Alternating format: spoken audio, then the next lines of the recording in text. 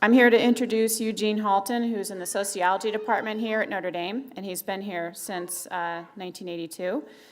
Eugene studies social theory, public life in America, cultural studies, and consumption studies, and he's the author of a number of books. One recent one is called The Great Brain Suck, and I love that title. It published in 2008, Bereft of Reason in 1995, and Meaning and Modernity in 1986, all with the University of Chicago Press. He is co-author with Mihaly Csikszentmihalyi of The Meaning of Things, which has been translated into Italian, German, and Japanese.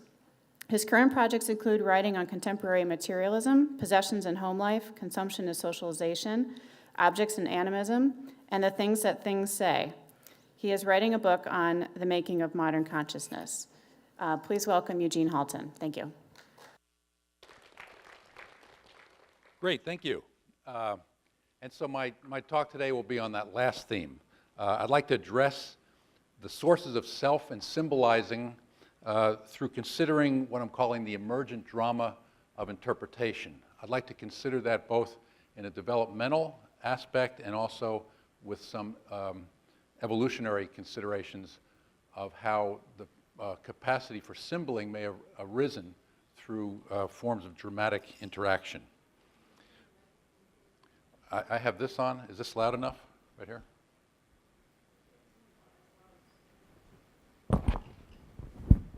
Can you hear me now? I never thought I'd say that in a talk, but especially since I'm going to be criticizing social media use later on. But let me introduce a character in this drama, okay? Also known as Homo sapiens sapiens, but given a different name by philosopher Charles Peirce, the inventor of semiotics, pragmatism, and one of the founding contributors to mathematical logic. In 1901, Peirce saw how man the knower, so-called, might be seen under a less idealized light as but a degenerate monkey. He said, quote, "One of these days perhaps there will come a writer of opinion less humdrum than those of Dr. Alfred Russel Wallace, less in awe of the learned and official world, who will argue, like a new Bernard Mandeville, that man is but a degenerate monkey with a paranoid talent for self-satisfaction, no matter what scrapes he may get himself into, calling them civilization, and who in the place of the unerring instincts of other races has an unhappy faculty for occupying himself with words and abstractions and for going wrong in 100 ways before he's driven willy-nilly into the right one. Dr. Wallace would condemn such an extravagant paradoxer," end quote.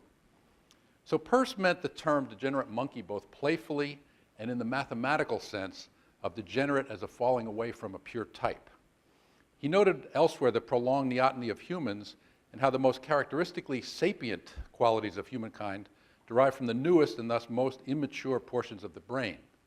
You know, considerations such as humans are born with 25% of our brains versus 45% for chimpanzees and higher rates for other mammals. We degenerate monkeys are born prematurely, in a sense, and engage in intense early child socialization to reach levels of brain building that other primates and mammals reach in utero. For this reason, human mothering infant attachment practices are literally brain building, and in this sense more profoundly biosocial than in other primates, precisely because we're born with a less developed but late blooming brain. This demonstrates how human social life can be real and natural, however diverse our human cultures, in appropriately nurturing our unfinished brains and bodies and minds. Human plasticity follows dramatic patterns of socializing engagement from the earliest phases of life, dramas that not only engage the mother's empathic attention, but they will also engage the infant on a trajectory toward full degenerate monkeyhood, capable of symbolizing, capable of blundering, yet capably gifted, in Peirce's view, with a special talent for guessing, for hypothesizing, or intuitive intuition, what Peirce called abductive inference. I take that prolonged neoteny, or relative dematurity, as requiring a more generalized and generalizing attunement to the habitat. By attuning to the intelligible signs of the wild environment, drawing its intelligence exhibited, for example, to the relatively unerring instincts of other animals, the relative genius for doing certain things that it's good to learn, into our dematured, blundering selves through intuitive inference, our gift for guessing, as I mentioned, as well as other ways of inferencing and interpreting, the degenerate monkey finds its maturity. Apart from that learning relationship, it runs the risk of that self-inflation, that paranoid talent for self-satisfaction, no matter what scrapes it gets into, calling them civilization, as Peirce said it. So first I'd like to outline a view of the development of self and symbolizing from George Herbert Mead, and then I'd like to later in the talk go to some social media practices today that I think in many ways represent the complete inversion of our evolutionary past that gave us the capacities for symbolizing. So in Mead's view of the self and of the symbol, he describes a developmental process from what he calls play, which is the capacity to internalize a specific other, through what he calls the game, the capacity to internalize a set of others, a group of others. And he calls that the generalized other. Also, another term he uses is the me, and so that thought is a dialogue, an internal dialogue of the I and the me being the internalized attitudes of the community.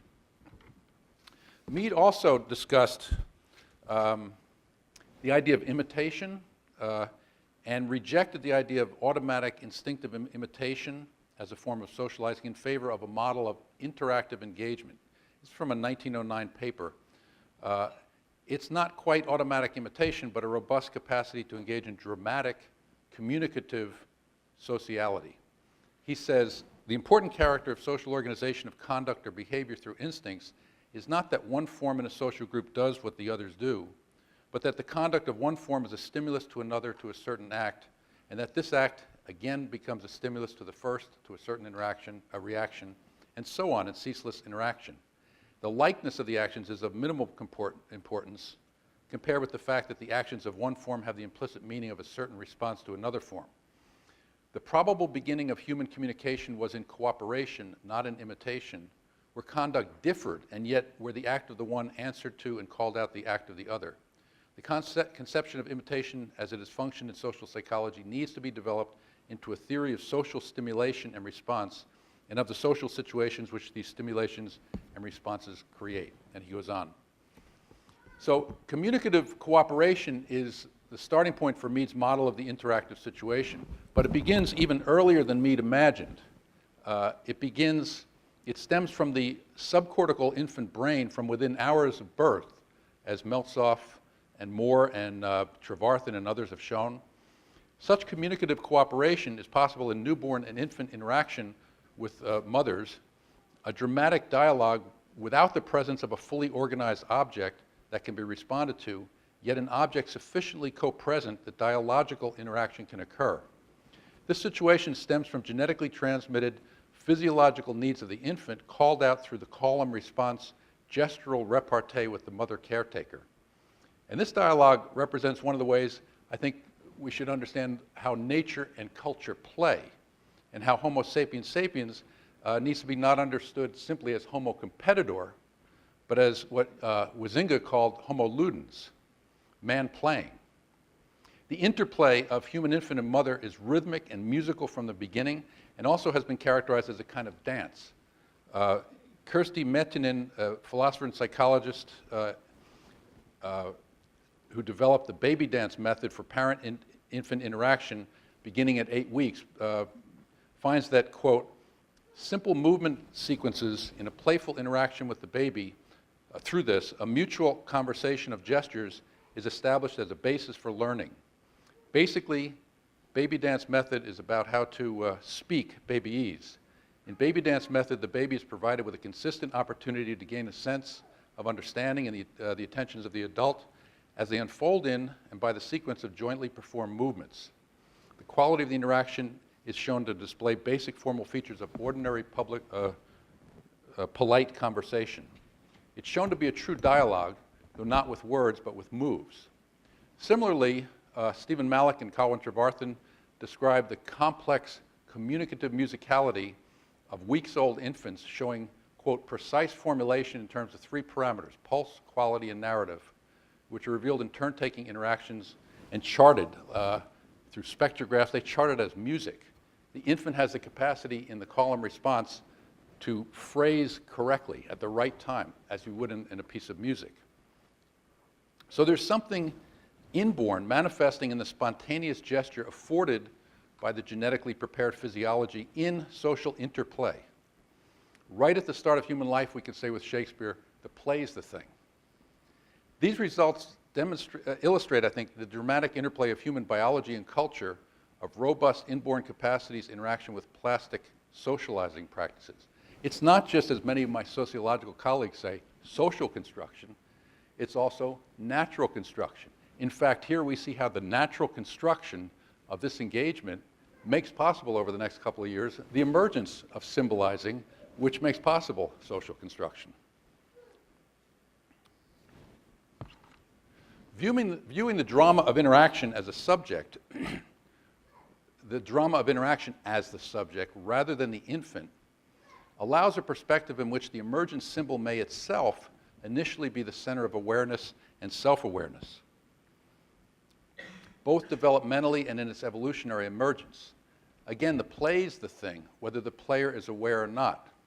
Now, for me, the significant symbol, as he calls it, is the sign which is addressed to the self as it is addressed to the other. It's this ability to address to the other and the self simultaneously that's key. But I'm claiming that this addressing oneself may initially be in the entraining dramatic narrative constituting the symbolizing activity itself, as in drumming, dancing, or singing, and only gradually becoming self-awareness. The capacities for symbolic interaction that mark the emergence of the self do not spring from a fixed instinct or language structure, like Athena from Zeus's forehead, but from an intricate call and response dialogue of playful touch, rhythm, and empathic communion, in which the child begins to try out autonomy, gradually separating from the bonding with the mother or caretaker. Empathy, in this sense, is a neurosocial achievement where wiring meets mothering.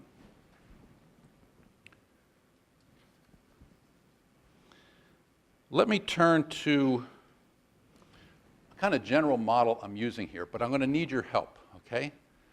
I'd like to do a PowerPoint presentation, a people PowerPoint presentation, okay? So if you'll allow yourselves to see a large circle filling this whole screen here, okay? And there are 3 concentric circles within it. So the outer circle is what I'm calling animate Earth. It goes up to about here where the next circle starts, and I'm calling that animate mind. Within animate mind is another circle, anthropocentric mind.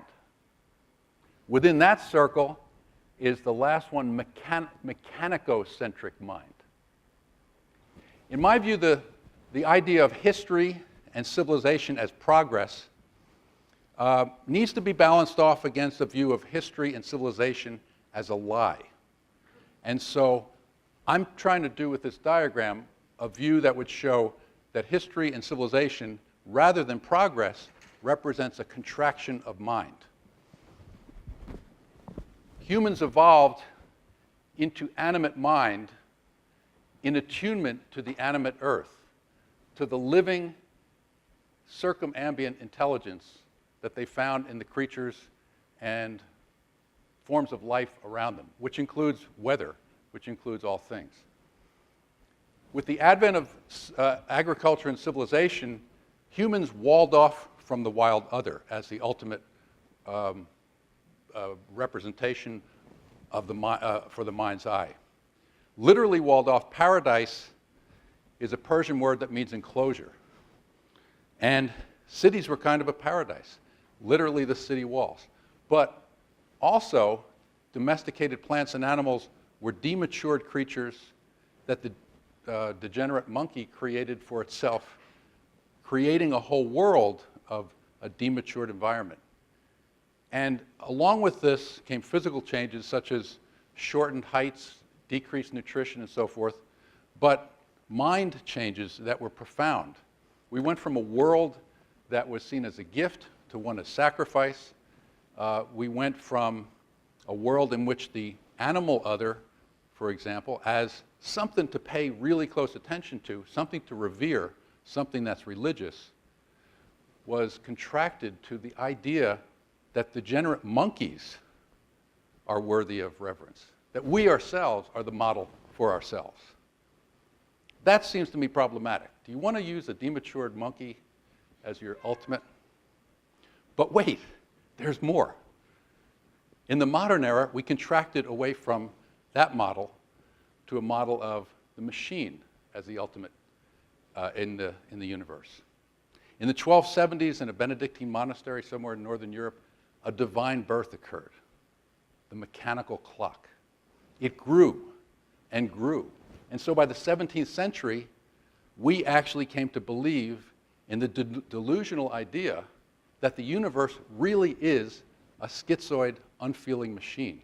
And life is just this weird thing that, how did it happen? It's an inversion of the original view that the ultimate is the animate earth to attune to. Which brings me to the idea of evolutionary religion, as I'm calling it. Why is it we can take seriously the idea that hunter-gatherers are smart in their practical practices, but they're kind of magical, in their religious beliefs? The religions that dominate the earth today, I think, are a great remove from the original evolutionary religion, if you want to call it that. The moral revolution that came in transformed religion into something that's supposed to be about morality. I don't think that was the original point. Religion arose in our evolutionary past primarily as a way to connect to the intelligible and edible habitat through ritual, dance, song, and foraging arts and sciences such as tracking. Our bodies walked out of the Pleistocene era as foragers reverentially attuning to the circumambient signs of life on which we depended for survival. Religion, in this sense, is both aesthetic and practical, both sides of which are essentially dramatic. Each animal knows way more than you do. The physical environment is spiritual, conscious, and subject to rules of respectful behavior, says anthropologist Richard Nelson of the Koyukon people's beliefs. Rather than reducing such views to the Darwin matrix, showing their survival value, I think we'd do well to act with the wisdom such a view as Nelson describes as a working hypothesis. Religious attunement to the circumambient signs of life is spiritual, aesthetic, dramatic, and practical, not simply practical. The business of evolutionary religion is like the business of art, as D.H. Lawrence put it. He said, quote, "The business of art is to reveal the relation between man and his circumambient universe at the living moment. And this perfected relation between man and his circumambient universe is life itself for mankind. It has the fourth dimensional quality of eternity and perfection, yet it is momentaneousness." A persistence hunter in the documentary The Great Dance, Hassan Bushman Hunter, put it this way: when you track an animal, you must become the animal. Tracking is like dancing because your body is happy. You can feel it in the dance, and then you know that the hunting will be good. When you are doing these things, you are talking with God. More generally, the other animals were with plants are great teachers in an evolutionary dialogue toward humankind. By closely observing them, ruminating over them, by dancing them, ritualizing them, imitating their calls, incorporating them as food and clothing and soul food, revering them for their instinctive genius in what each species does so well, we participated in what the ecological philosopher Paul Shepard called the sacred game, the game of predator and prey. And he plays on game as also prey. The sacred game was a drama-like ethos animating the evolution of humans into symboling and symbolic interaction. For the sacred game played between predator and prey, and practical and play forms of mimesis and poiesis, is where we humans found our voice. From the attunement to the living habitat through practices of tracking, awareness of the properties of plants and animals, inferences from the living habitat to weather patterns and other significant signs, we internalize signs that over evolutionary time became the basis of the human language capacity. Tracking alone incorporates over 5,000 potential signs in a given track. Not all each track will have that, but there's a potential of 5,000 tracks, forming a whole language in itself, virtually as many characters as in the Chinese language. The grammar is that of a micro-landscape, where terrain features are applied to the tiny, subtle indexical indicators gravitized in the track. The tracking mind represents an internalization from engagement with the habitat whose terrain features can be translated to the micro-world of the track through the sacred game. Reading of gestural signs, in this case tracking, would seem a natural practice for the emergent into human varieties, transitioning from iconic and indexical signs, reading capacities, into symbolic sign abilities, just as the knowledge of a huge range of plants and minute reading of subtle plant indicators in other animals' behavior, such as birdsong, would be. As Pollock and Duvall showed, chimps and bonobos exhibit fairly uniform meanings for facial gestures and vocalizations, but greater context-related flexibility in hand, finger, and arm gesturing. So perhaps the earliest signs of sign language, hand gestured, provided some of the earliest moves toward incarnating the symbol. Kalahari-san Bushman give sign gestures. At first glance, it looks like gang signs when they're hunting in groups. And in the oldest forms of persistence hunting, which involves tracking, doesn't involve necessarily even the use of the weapon at the end of it. But some of the signs iconically represent the prey, just as earliest writing represented animal forms. Their hand sign for the kudu, with the antlers and the snout, over time, we still bear this today in the alpha of the alphabet. The alpha was an ox, and when the Phoenicians passed it to the Greeks, it got inverted.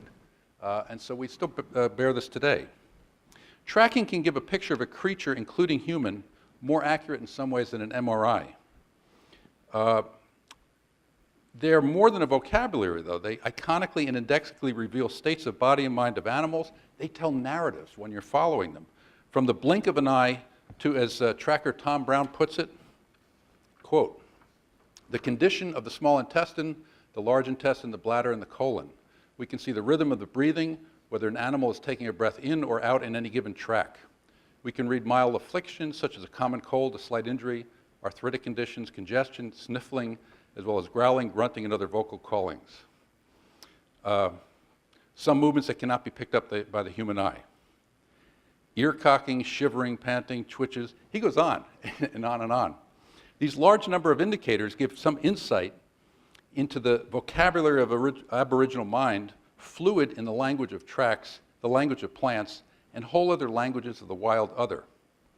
As trackers Tom Brown and John Young, his former student, note, it's possible to become precisely aware of movement in the surrounding couple of kilometers of habitat through the precise reading of bird calls. A disturbance in the woods is like a stone in a pond. It sends ripples of sound out that can be read precisely as a kind of audio map. Attending to sunrises and sunsets, when the songbird symphony wherein music was discovered, sounds the transformations of the day shift and night shift animals. It engaged us in the living moment as musical sociality, as cooperative celebratory communication. It also revealed unseen predators and prey, audibly echoed players in a symphonic habitat narrative. It's out of such stuff as this that linguistic mind emerges, in my view, out of its intimate relationship to the living, informing habitat. The grammar is out there. We internalize it. We internalize it through processes that Mead described as taking on the role of the generalized other. Learning, tracking and similar practices, including dancing the animal without and within, learning the syntactic-like songs of songbirds, as well as how to mimic them, may very well provide grammar-like sources which help body human grammatical brain capacities. We learn to become progressively cooperatively social, not only through our emergent social groups, but through the society of animals and plants we participated in and reverentially attuned ourselves to. But with the traumatic transformation of the sacred game and the rise of agriculturally based civilization, this all changed. We began attuning to domesticated, dematured animals. We took control of them. We captured and enslaved them and ourselves because the structures of civilization represent a radical increase of hierarchy, a new invention of divine kingship that elevates a human to the status of a divinity. So that the learning relationship comes, you learn from the king instead of from the intelligence of the habitat. Okay, let me turn to something else here. You've heard about the degenerate monkey, but have you heard about his ancestor, the missing link? I discovered the missing link, in my opinion. You might disagree with me. It wasn't in East Africa where so many finds have been made, you know. It was in South Bend, Indiana, in my own living room. It was playing the congas. It was me. And it is you. I'd like to propose a missing link in human evolution that I will call Homo percussionist. Homo percussionist is a real missing link, ignored by evolutionary biologists and archaeologists because cooperative drumming, dancing, and rhythmically attuning don't fit neatly into the predominant functionalist outlook of what mattered in human evolution, the Homo faber view, utilitarian toolmaker. Drumming is a kind of conjunction of hunting and gathering, even for non-hunter-gatherers. A drum combines the skin of an animal with the wood of a gathered tree. Edith Turner points out in discussing Ngoma, the Ndembu people of Zambia's word for drums, she says, quote, "The word for drum is used by most Central and Southern Africans as the same word for ritual itself. It used to be unthinkable to hold a public ritual without drumming. The drum entrains the singing. Its mighty repeating vertebral structure of sound bears one along in time. Its driving power hustles restless thoughts to one side and to make way for wholehearted singing, then for trance and the release of some spirit." And she goes on.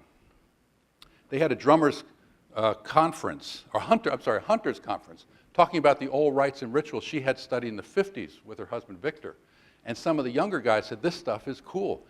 We want to learn how to do the hunting in the old way and the ritual." And an old guy said to him, "Well, if you want to learn how to be a good hunter, practice your drumming. You might also learn how to shoot better too." And so it kind of shows the centrality of this. A drummer in town here, a former Motown drummer, Bill Sticks Nicks, told me, drumming is rhythm, rhythm is life.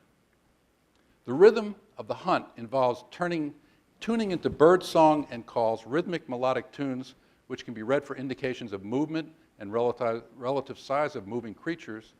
It involves the rhythmic long-distance running that we evolved into the capacity of. It involves the rhythmic flaking of stone tools, practices which go all the way back to 2 million years ago. We always think of it as like utilitarian. When you're doing it really well, you have to get a percussive groove. It helps the flaking go better. Music is the art of time. Homo sapiens remains at a deeper level Homo percussionist, practiced in temporal cognition. Both drumming and dancing can be considered as a being in which individual people participate, a being capable of imparting a rhythmically flowing gestural intelligence greater than the intelligence of the individuals participating. In attuning to the life rhythms in hunting and gathering, interpreting in the living act of feeling out the groove, cooperatively communicating it in gesture, dance, and song, in lovemaking, Homo percussionist gave voice to the animate earth. So, one modification to Mead that I would like to make is the generalized other he describes is not originally completely human. The non-human elements of our community included the animals and plants that we learned from. And so I think that's important. That is what we gave up. We gave that up and we just modeled ourselves as our model. Then we got the idea that it's the machine that's most important. Lewis Mumford, one of my mentors, argued that the origins of civilization represented the first machine, the mega machine, which includes the bureaucracy. It's mostly human parts. He argues that there's a rebuilding of that mega machine in the modern era in the West, but with a slight change to the system directive. In the new model, the system directive now includes removing as much of the human parts as possible, ultimately removing all of them. This brings me to enscreenment. And again, being human involves virtuality. We didn't just invent virtuality. The symbol is virtuality. But if you consider the ever-increasing enscreening of experience through electronic devices today, especially for very young children, who face not only increased quantity of enscreened experience, but also increased enscreened quality of virtualized experience. I mean, think about the implications when 61% of babies 1 year or younger, according to a Kaiser Foundation study, spend at least an hour a day on a screen. And kids, 83% of kids under the age of 6 watch at least 2 hours of screen a day. At these early ages, we have the biological needs as very young children to face our mothers, to face our parents, playmates, other people, and the living world. The face is a subtle neuromuscular organ of attunement, a key organ of perceptive empathic development. And so what does it mean to be habitually displaced on a daily basis from live face-to-face contact to virtual interaction through a screen? A recent study showed that Botox recipients, with their paralyzed facial muscles, it reduces the micromimicry of empathic attunement to the other face in an interaction. Not only is the Botox recipient impaired herself or himself from showing the emotion, but subconsciously they're not as capable of micromuscular mimicry of the other person's facial muscles. This goes on subconsciously. You're interacting with another person, your face is micro-mimicking the other person. You are having an empathic connection to them, not verbally, but through the dialogue of the faces. So this illustrates how micromuscular mimicry of others is a communicative practice which can atrophy from disuse, resulting in impaired empathy. It also suggests another level of how socializing attunement through face-to-face interaction was likely to have been crucial in early child development as well as in evolution of everyday communicative life. Commercial television serves systematic alienating purposes in removing children from everyday face-to-face, tactile-friendly, empathically based interaction. D.W. Winnicott had this great term, the good enough mother. I love that term. I'm a social theorist. I think good enough theories, you know. It's the good enough thing. So a good enough mother is a caretaker who enough of the time meets the needs of the kid. A bad mother is one who demands that the kid meet her needs.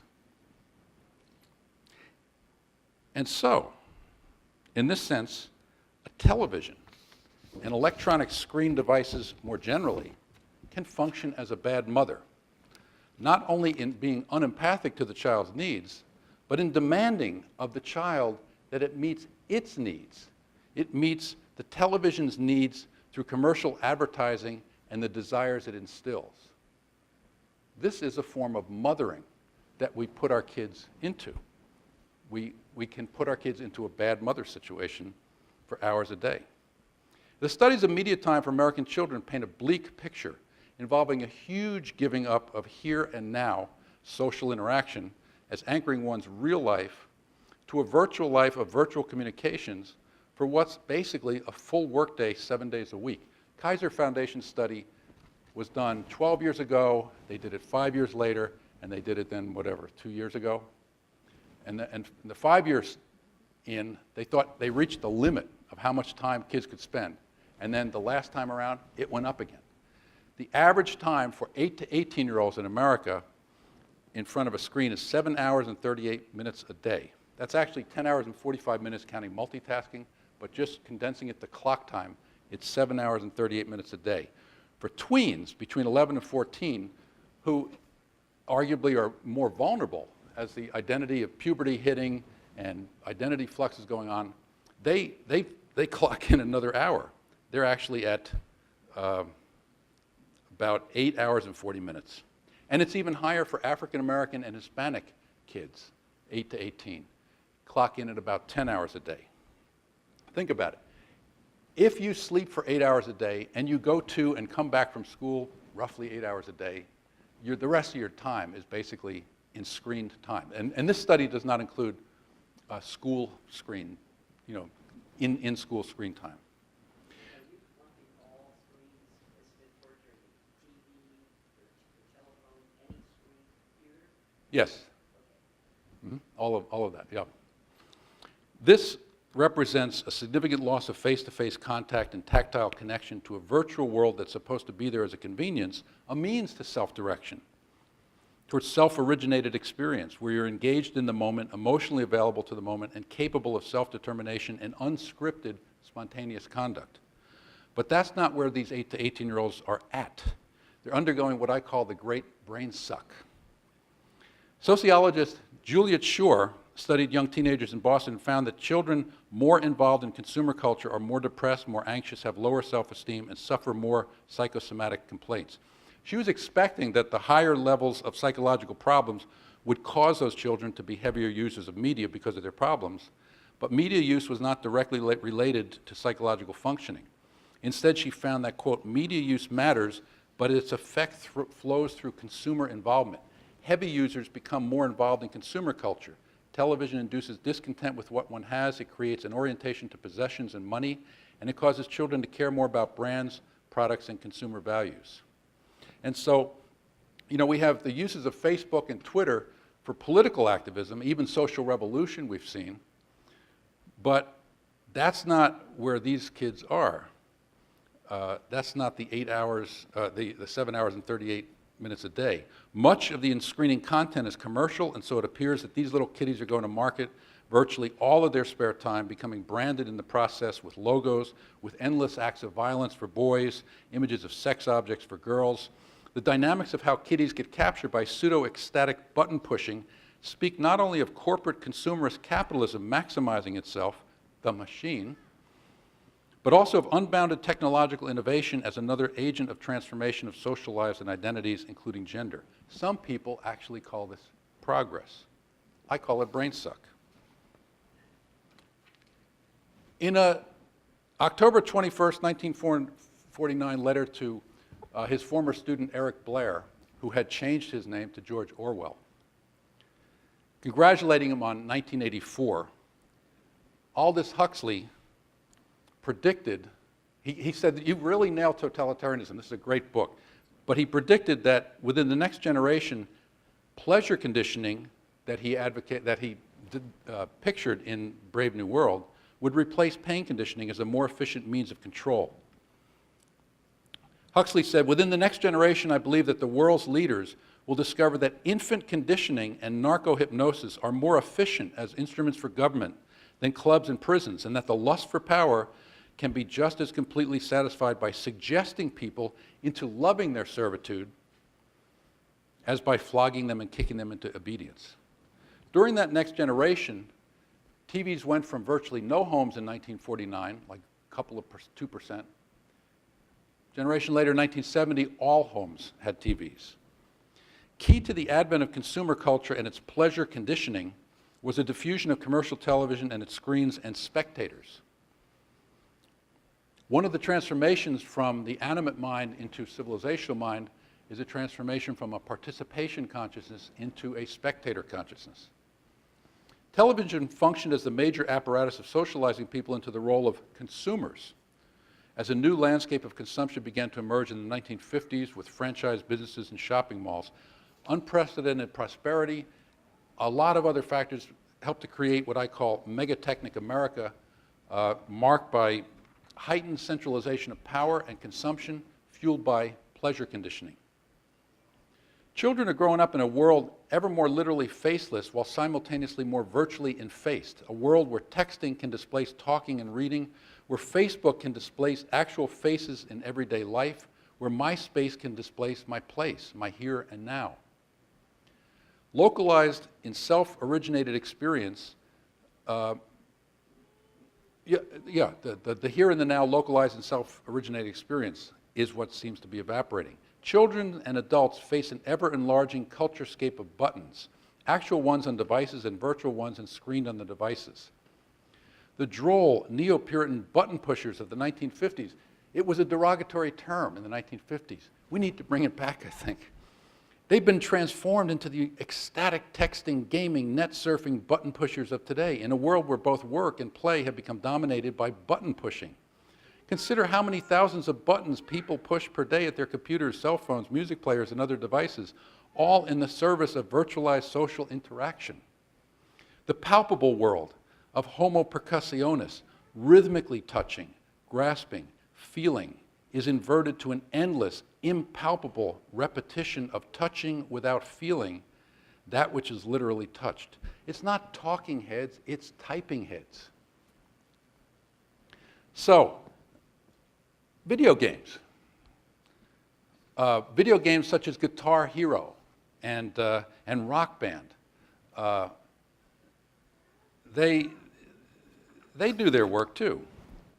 You know, you imitate their pleasure conditioning devices predicated on imitation of ecstatic celebrity musicians and their music projected on a screen. You know, monkey see, monkey do. It's fun to imitate what you see. But the problem of imitating a living or imaginary other in children's play or adult ritual is not the same as imitating automata. These devices remove one from one's time and place to the realm of pseudo-ecstatic spectacle and canned music through conditioning the pushing of buttons that simulate guitar or percussion. Players simulate being rock celebrities minus musicianship. But techno-consumer culture celebrates this process, celebrities, consumer devices. There's an article in the New York Times about the release of the Beatles game. He says that this is like following a cooking book. It's like cooking, but it's like cooking when you follow a cooking book. Well, that seems to me very different from what music is. Music is participation. Why is it that music is so popular today? It's hard to see anyone jogging around the lakes on this campus without earbuds, you know, embedded, I guess, instead of screened. And yet, when you ask students if they play music, they seem like that's further and further away from them. The more they're immersed in this matrix, the less they see it as a possibility that they can engage in. Guy Debord, in 1967, in the Society of the Spectacle, said that, quote, when the real world is transformed into mere images become real beings, dynamic figments that provide the direct motivations for a hypnotic behavior. It is the opposite of dialogue. And so, let me skip ahead here a little bit. Through a game such as Rock Band, well, let me skip ahead further. These games I'm describing, they're like 1984, you know. Torture, Soviet Union went down. Pain conditioning is inferior as a form of controlling people to a machine society. Pleasure conditioning, which the West was perfecting and the Soviet Union was not, won the Cold War. And so these games that I'm talking about, they're also old school. They actually, you know, I don't think they're music, but they require a progressive competence. You know, you can build your skill at it. That's out the window. The iPhone came out, and these went down in 2009. But what happened, I mean, this Beatles game that was described never sold well, and the adrenalation quickly wore off, moving on to the so-called stupid games. Stupid games can be played as apps on the omnipresent cell phone, require no talent, can be brief, repetitive, and addicting. They are the perfect tool for conditioning the narco-hypnotized button pusher, whether young child or adult. In 2009, Rovio introduced Angry Birds, a game involving pushing buttons to slingshot birds at pigs for as long as the button pusher wants. It has been downloaded over 700 million times, and within months of the introduction was the most popular game on the iPhone. Imagine a planet of degenerate monkeys who degenerated from their original degenerate monkeyhood into software for machines. Imagine a planet where millions of people spend 100 million minutes screened in this game every single day. 100 million minutes. The fantastic world of the hunter-gatherer, attuned to the circumambient sacred game of life, reaches its complete inversion in the enscreened consciousness of the button pusher, focused on a tiny machine device of cartoon virtual animals senselessly slaughtered and slaughtering. The playful, pleasurable killing machine. The sheer numbers of ear-budded people in public, narco-hypnotically attuned to their canned music, anesthetized to the people around them and to the audible situation they are in, testifies, I think, to the normative power of device paradigms in everyday life to dematerialize face-to-face interaction. Look straight into the occupied person of the next occupied face of the next person interacting with a device you meet in public, and you'll see Huxley's vision of suggesting people into loving their servitude. Yet, like the story of the Sorcerer's Apprentice, technology should serve human goals with limits, not take on unlimited maximizing goals of its own. How am I doing on time? Is this about?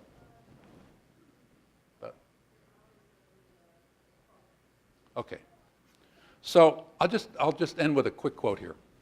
D.H. Lawrence once wrote, "That which is lovely to the automatic process is hateful to the spontaneous soul. The wakeful soul, living soul fears automatism as it fears death, death being automatic." And so what I've tried to trace is a trajectory where we went from servants of life, harbingers of life, attuning to life because it made us smarter to do so, and it was beautiful, to servants of the machine today. I think that's suicidal, ultimately. I could go into alternatives, but I'm out of time, so I'll leave it at the suicide. Okay. Thank you.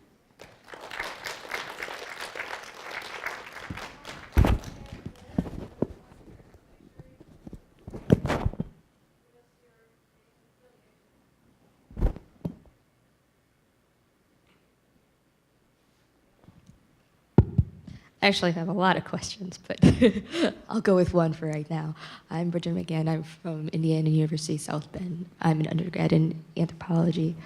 I am kind of skeptical about people's concern about people's interaction with media. At least in general, how it's, creates a sense of false intimacy, having friends on the internet and things like that. But I am concerned about too much of that, in relation to face-to-face interaction, particularly with attachment figures in infancy and early childhood when, the brain is still growing and they're still developing, those social skills. And I don't know if you heard about the University of Wisconsin-Madison recently did a study looking at children who used pacifiers. And essentially what they found was that pacifiers, the big sensational headline for this story is pacifiers imitate Botox in babies.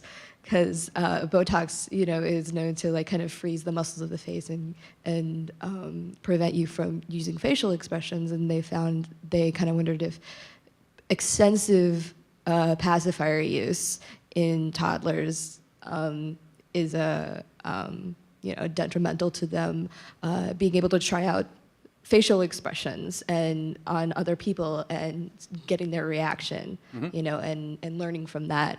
And that's in addition to concerns that people already have with pacifiers interfering with breastfeeding. I mean, the physiology of that, I guess, I know is still kind of debatable, but just breastfeeding is a social act for the child. You're face-to-face with somebody. And then when you run off and you play and you having that social interaction. And I guess that was really my only comment is I'm skeptical about it being detrimental in general. About what being detrimental? well, depending on what you're doing on a screen. I mean, I'm skeptical about lumping all screen use of all kinds into the same category. It kind of makes me think, because I've got a little 4-year-old nephew who's always like, "Can I play Angry Birds on your phone?" Every time I go to dinner, it's, you know, it's like an impulsive thing. You know, we're supposed to be sitting, kind of having conversation, but I always thought of it from a developmental skills building point of view. I never thought of it from a social interaction point of view, and literally just putting in that, you know, logging hours looking at faces kind of thing developmentally from you. So that really kind of made me think. But what, say you know, Facebook, there's a lot of criticism about Facebook, you know, creating false intimacy. And you are, people do create genuine relationships online. And on Facebook, I mean, it's called Facebook. You're looking at faces a lot. I don't know if any research has been done about, I mean, I guess from a developmental standpoint, there's really kind of no point in looking at it because you're already adults, but as a point of skepticism, what do you think about that? Well, you're looking at virtualized faces that lack the micromuscular mimicry dialogue. I mean, De Boer's comment is the images are, it's not a dialogue really, in a sense. There's a dialogue. Was it 70% of our communication, verbal communication, is gestural? That's out the window. It's basically from the here up. Verbal communication, and even the verbal doesn't have emotional tone to it. It's typed. You know, sometimes people say something funny. It's not taken as funny. So it's a real reduction.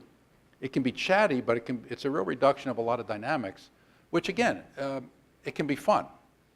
But I mean, I could just, my argument is also 7 hours and 30 minutes a day, 38 minutes a day for 8 to 18-year-olds, 7 days a week, it doesn't matter what the content is. It could all be educational. It's just too much, because there's no time to be out in spontaneous plays, such as Peter Gray was describing, that kind of open, free play. It's all constrained by the dynamics, and it's all filtered through the machine. It's all, I mean, Charles Horton Cooley talked about primary relationships face-to-face, secondary relationships role-to-role. You and your neighbor talk face-to-face. Your neighbor's a bank teller, and you're meeting in the role-to-role. Well, we have what I've been calling tertiary relationships that have always been there, but they become much more ballooned, and that is person through machine-mediated relations. And it seems to me that they ought to be put in their place, but they have expanded so much. The problem is, again, it's the context. It's not the technology per se. It's the overuse and what gets lost, what doesn't get expressed. It's not only the images you see, it's what do you not see or experience. Well, Gene, as usual, you're always wonderful to listen to and very thought-provoking, and I end up not knowing what to say but wanting to say 100 different things, and then I end up trying to figure out what would be at all useful or interesting. But what came to my mind when you were describing your sphere, your beautiful PowerPoint, by the way. Oh, I forgot to turn it off. The big section of Earth, and I liked your wonderful descriptions of transitions and transformation, you know, from participant to spectator, and you went through about 10 other really interesting descriptions. But do you remember the scene from Stanley Kubrick's 2001 when the proto-hominid had just discovered his first unmodified tool? And for those of you that might have seen the film, I hated it in high school, by the way. When we went to San Francisco to see it, I didn't get it at all. I thought it was the worst film. I said, what was that thing about? Little did I know that 20 years later, I would be describing it as one of the most genius moments in cinematographic history, when that proto-hominin, who had discovered he could chase off a dominant other troop by using this elephant femur as a weapon. And it was the insight, what the film Arthur Clarke, the novelist, was moments where a great insight causes a revolution. Well, this little ape-like guy is celebrating his victory over a previous troop that had chased them from the waterhole. And he's holding the weapon, as it turned out, And all of a sudden, you know, he's breaking all these bones. They're flying in slow motion. It's beautiful photography. And then suddenly, the camera really slows down and goes quiet. And he's in slow motion. He throws the femur up, lets go of it, and it's this quiet, spinning gray bone against a black screen, nothing. And then it starts to fall, and it becomes a beautiful space station. Yeah. And I said, that scene describes what anthropology tries to do. In filling in the blanks, morphologically speaking, anatomically, culturally, through material artifacts, the prehistory and history of humankind. But the point that is so brilliant is, and how that is a visual metaphor for my discipline, is that it was true what he was saying, that it would be inevitable that once that external somatic item replaces something that the body cannot do, or becomes, you know, almost a pseudo-biologic instrument because it creates adaptation, which it did for humans, there's no turning back. And there really isn't any turning back. And I think what's so fascinating to me is I think about these things all the time. Like, here I have my iPad in there, I have my iPhone and my screen. And some of it's bad, some of it's good and enriching. And I've wondered about this issue of communication. In some ways, the world has never been so social and so imaginative socially. When you encounter people on your email, you picture them, you see them. I mean, you see them in different ways. I'm not trying to argue that, you know, the imagery or the thought of someone in your mind is as rich as interacting with them. But I'm not sure that it is always detrimental either.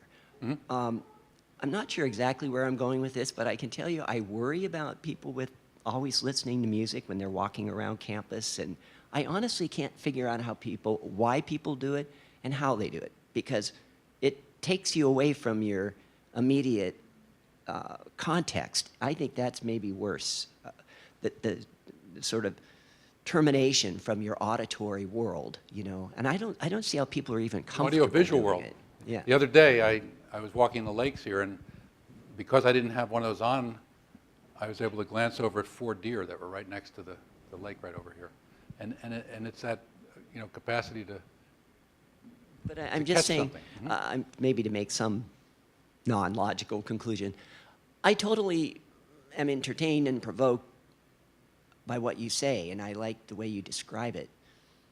But it'd be great to have it go somewhere where it's useful in the sense of interpreting how we humans tend to always create what we need. And I'm not saying the way we have our needs met is always ideal, but that's what seems to be what we're so brilliant at.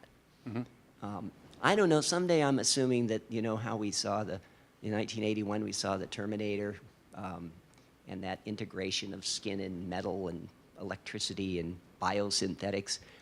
I kind of think that is where humans are going, and that our species is going to really, really change in ways we can't imagine. Well, I'm arguing that that's underway, underway already. I think it is too. And the problem with, I mean, the Terminator model of the metal robot is like IBM.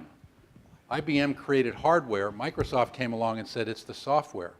If you can get in there early enough and alter the software and condition it to the system directive of the machine, you can create machine software.